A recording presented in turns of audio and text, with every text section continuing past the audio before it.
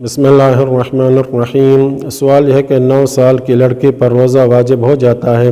لیکن آج کل 9 سال کی لڑکیاں بہت چھوٹی ہوتی ہیں جن کے لیے روزہ رکھنا مشقت کا باعث بنتا ہے، اور اسی طرح بعض دوسرے افراد بھی اسی صورتحال سے دوچار ہوتے ہیں، تو ان کے روزے کا حکم کیا ہے؟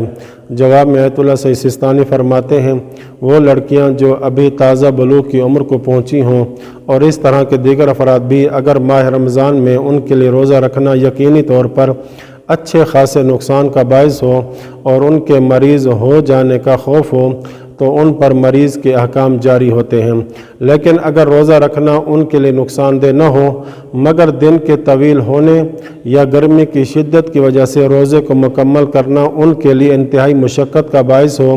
کہ عام طور پر ایسی مشقت قابل برداشت نہ ہو تو ضروری ہے کہ قربت مطلقہ کے قصد سے روزہ رکھیں، اور جب بھی شدید کمزوری یا زیادہ پیاس کا احساس معمول سے زیادہ سخت اور مشکل ہو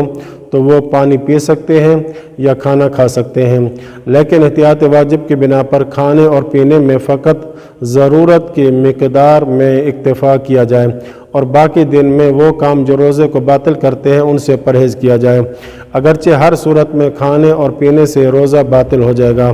یہ معلوم ہونا چاہیے کہ اگر یہ افراد قوت کے حصول کے لیے عمومی طریقوں سے استفادہ کرتے ہوئے جیسے طاقت دینے والی سحری یا دن کے دوران جسمانی کام کو کم کرنے سے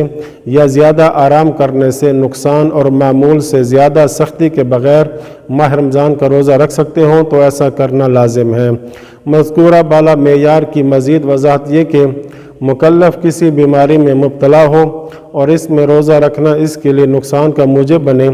یا اتنا شدید حرج ہو جسے عام طور پر برداشت نہ کیا جا سکتا ہو تو وہ روزہ نہ رکھیں، جیسے دل، بلڈ پریشر، گردے یا شوگر وغیرہ کا مریض، اور ایسا شخص اگر آئندہ رمضان سے پہلے قضا کرنے پر قادر ہو تو قضا کرے، ورنہ ہر روزے کے بدلے 750 گرام گندم یا آٹا فقیر کو دے۔ اور دوسرا یہ کہ اگر کسی مریض کو دن میں ایک مخصوص وقت میں ایسی دوا لینی ہو جس کے بغیر چارہ نہ ہو تو اس کے لیے جائز ہے کہ اپنے وقت پر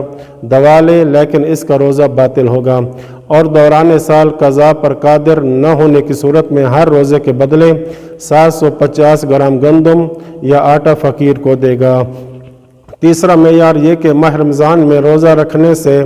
شوگر کے مریض کی طبیعت اگر اس قدر خراب ہو جائے کہ بے ہوشی کا خطرہ ہو تو اس کے لیے افطار کرنا جائز ہے۔ دوران سال قضا پر قادر نہ ہونے کی صورت میں ہر روزے کے بدلے 750 گرام گندم یا آٹا فقیر مومن کو دے،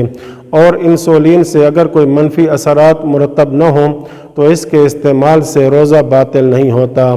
چوتھا معیار یہ کہ اگر کسی کے گردے یا مثانے میں پتھری ہو اور روزہ رکھنا اس کے لیے نقصان دہ ہو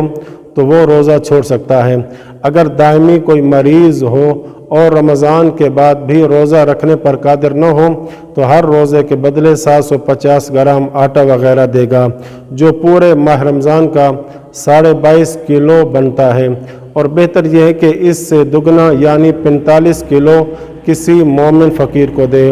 دوسرا سوال یہ ہے کہ کیا روزہ چھوڑنے کے لیے فقط ڈاکٹر کا مشورہ کافی ہے؟ جواب میں آیت اللہ سستانی فرماتے ہیں،